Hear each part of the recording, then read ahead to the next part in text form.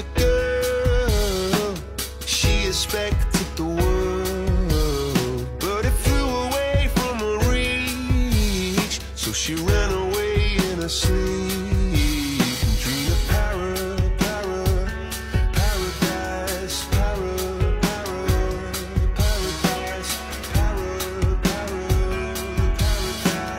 Every time she closed her eyes.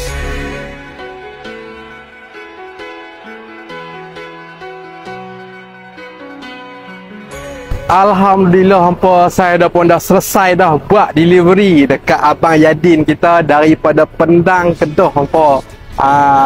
Untuk pengetahuan hampa, customer ni langsung tak tengok kereta, semua di melalui online saja hampa.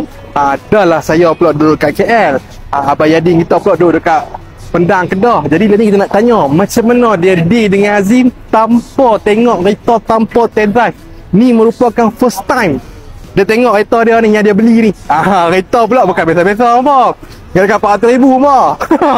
So lah ni kita nak tanya macam mana feedback bila dia berurusan dengan Azim dan juga ni bak motor. Boleh bang? Terima kasih lah Kak Azim. Terima kasih sangat-sangat kan. Alhamdulillah merealisasikan lah. Saya upgrade sebenarnya ni. Dulu pun saya dah pakai kan, tapi saya upgrade pada hak baru kan. Sedap sikit kot. Kena aku kan tahun dia, zaman dia kan. Jadi kepada kawan-kawan lain lah, kawan-kawan saya ataupun siapa-siapa lah yang tengok video ni, Azim trusted. Hak tu lah. Boleh main cari saya nak cakap lebih lagi, apa kata saya duit banyak pula kan. Tapi saya boleh ganti lah deposit kalau Azim lari. Saya berani lah saya cakap benda tu. Sebab saya bagi kat Azim 100 juga kan, tanpa resit, tanpa apa. Kan Azim buat balik macam tu lah. Trusted Azim, memang trusted lah. Terima kasih Azim.